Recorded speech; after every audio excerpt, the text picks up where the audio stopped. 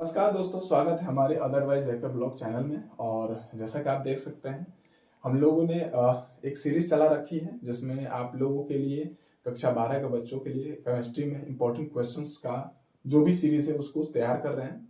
तो यहाँ पर पिछले हमने 3 वीडियो चढ़ा चुके हैं, जिसमें आप अगर नहीं देखे हैं तो जाकर देख सकते हैं। अभी जो बहुत ही इंपॉर्टेंट हमारे पास टॉपिक है, जिस बहुत इंपॉर्टेंट है, कोलराउस का नियम। कोलराउस का नियम कोई ऐसा साल नहीं गया जिसमें ये पूछा नहीं है। 2 नंबर का कंफर्म आने वाला है, 100% गारंटीड है।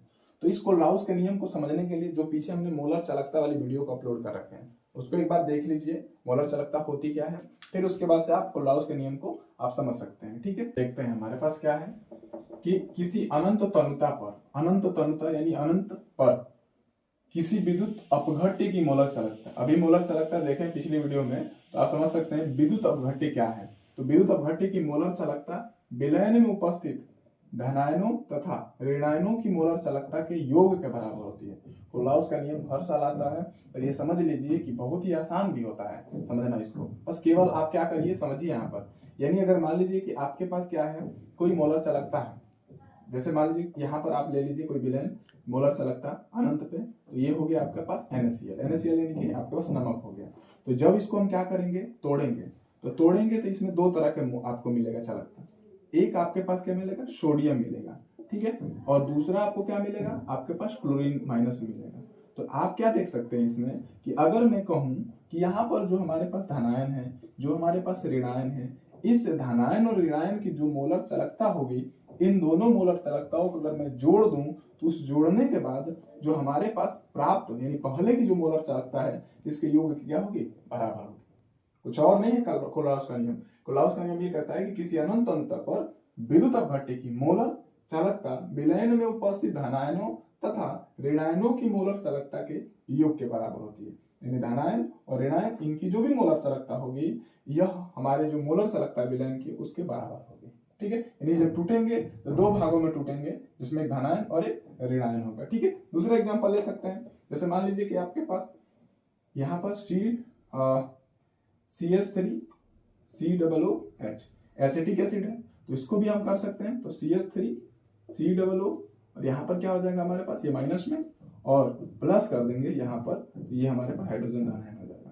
तो ये भी हमारे पास चल के आ जाएगा। तो यह इसकी जो मोलर चालकता होगी, इसकी जो मोलर चालकता होगी, इन दोनों को जोड़ेंगे हमारे पास चल के इसकी मोलर चालकता आ जाएगी। तो और एग्जांपल ले लेते हैं। तो मान लीजिए हमारे पास HCl है, HCl, तो इसको भी तोड़ेंगे तो ये हमारे पास हाइड्रोजन धनायन और प्लस में यहाँ पर हमारे पास चल के आ जाएगा क्लोरीन। तो इसकी मोलर चालकता आप देख सकते हैं। तो इस तरह हम लोग ज्ञात कर सकते हैं किसी भी विद्युत अपघट्य की मोलर चालकता। ठीक है, यहाँ पर कुछ थोड़ा सा अनुप्रयोग इसका देख लेते हैं। वैसे सवाल भी बनता है, तो सवाल अगर मैं ये बता दूंगा तो आप सवाल भी इस पर समझ सकते हैं कैसे होता है। जैसे मान लीजिए हमारे पास मोलर चालकता है किसकी, तो CH3COOH यानी एसिटिक एसिड का, HCl यानी हाइड्रोक्लोरिक एसिड का, NaCl यानी कि आपके पास सोडियम क्लोराइड का, और यहाँ पर आपका क्या है, सोडियम एसीटेट का है।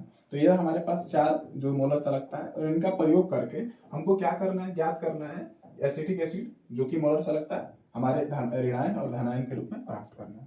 तो कैसे करेंगे, इन चारों का प्रयोग करके। यानी कि हमारे पास ये सवाल भी बनेगा ना, तो आपको दिया रहेगा कि इसकी मोलर चालकता इतनी है, इसकी इतनी है, और इसके बाद क्या करिए आप, किसकी ज्ञात करिए, किसी एक की इसमें से ज्ञात करने के लिए दे देगा। तो कैसे करना है, तो मान लीजिए हमको ज्ञात करना है कि ये वाला CH3COOH, तो इसके लिए हमें ये लाना है, प्रयोग क्या करना है, ये वाला करना है। तो हम ले लेंगे यहाँ पर HCl ले लेंगे, ठीक है। उसके बाद हम क्या ले लेंगे यहाँ पर HCl, और हमारे पास क्या है भाई, NaCl है, और क्या हमारे पास CH3COOH, और इसको भी ऐसे कर लेते हैं। ठीक है, अब यहाँ पर ध्यान दीजिए, अगर मुझको ये ज्ञात करना है तो सबसे पहले ये चाहिए और ये चाहिए, क्योंकि ये 2 चीजें चाहिए। ये कहाँ कहाँ उपस्थित है, इसमें उपस्थित है, यहाँ पर ये वाला हमारा सोडियम लेना था, तो यहाँ पर उपस्थित है।